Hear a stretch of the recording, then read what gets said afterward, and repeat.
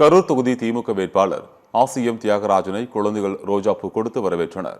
கரூர் திமுக வேட்பாளர் ஆசியம் தியாகராஜன் தீவிர பிரச்சாரத்தில் ஈடுபட்டு வருகிறார். கரூர் மாநகராட்சிக்கு உட்பட்ட தீரன் நகர், ஜீவா நகர், சுப்பு கார்டன் பல்வேறு பகுதிகளுக்கு சென்று தீவிர பிரச்சாரத்தில் ஈடுபட்ட அவரை செல்லும் இடமெல்லாம் பெண்கள் மிகுந்த ஆரவாரத்துடன் மலர்கள் தூவி வரவேற்றனர். தொடர்ந்து குழந்தைகள் ரோஜாப்பூ கொடுத்து வரவேற்றனர். அப்போது பொதுமக்கள் மத்தியில் பேசிய முன்னாள் அமைச்சர் செந்தில் பாலாஜியின் சகோதரர் அசோக்குமார், கடந்த 5 ஆண்டுகளில் 5000 கோடி நிதி திட்டங்களை திமுக அரசு கொண்டு வந்துள்ளதாகவும், இந்நிலையில் கடந்த 2021 போல கரூரின் 4 தொகுதிகளிலும் திமுகவை வெற்றி பெற வைக்குமாறும் கூறினார்.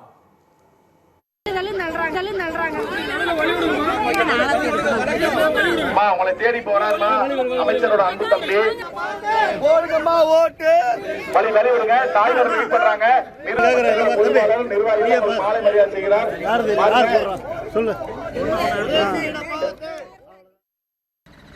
5 ஆண்டுகளில் 5000 கோடி வளர்ச்சி திட்ட பணிகளை பெற்றவர்.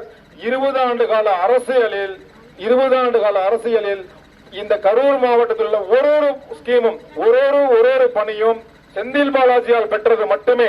பசுவலை பாலமாகட்டும், 2 குறைவழி பாதையாகட்டும், புதிய பேருந்து நிலையமாகட்டும், ரோடு விரிவாக்கமாகட்டும், வேளாயம்பலத்தை கட்டிக்க செக் டேம் 800 கோடி ரூபாய், அந்த செக் டேம் ஆகட்டும், ரிங் ரோடு போட்டோம். ரிங் ரோட கோர்ட்ல போட்டு ஸ்டே வாங்கி எல்லாத்தையும் பண்ணி இப்ப அந்த கோர்ட்ல போராடி அந்த ஸ்டே வெக்கட் பண்ணி இப்ப நிதி 70 கோடி ஒதுக்கி இருக்காங்க.